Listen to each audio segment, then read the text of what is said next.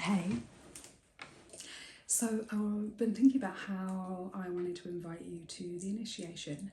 The initiation this time is going to be slightly different content, a little deeper, even more kind of real, vulnerable, transparent. And I've been going on my own kind of watery initiation the last 3 months. I think most of us have, with all of this Pisces, Neptune energy. And I wrote something in my journal and I thought that I would share it with you. I've not been honest with myself about how immature I am. I've not really been aware up until now of how deeply my desire to mature and become holistically wise has at times led to the denial of my novice nature. So much of my work, personally and professionally, sparked from a place of not wanting to remain a child that I overlooked parts of my inner child's needs to have someone to depend on. I raced to maturity, responsibility and sophistication with the restlessness of a child. I did many things in my youth meant for older folk because it gave me the illusion of choice, like I was putting the responsibilities of adulthood on myself on purpose. I took the emotional maturity of my child with me as I became sovereign, self-led.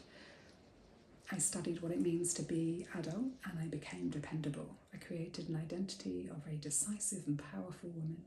I embraced my autonomy, the alternative being to feel my aloneness.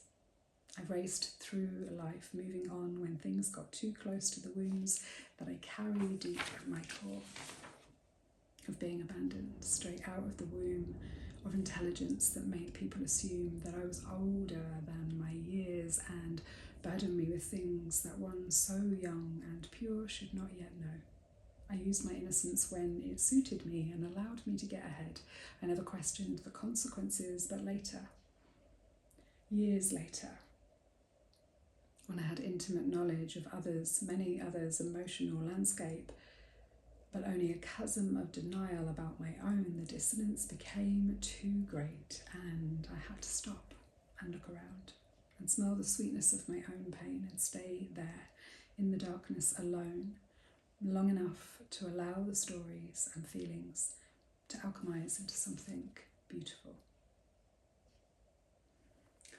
I don't know what your story will be and or what you initiate into during this process, but I know that this is a very, very powerful time and I intend to hold you through a neurological, energetic and physical shift in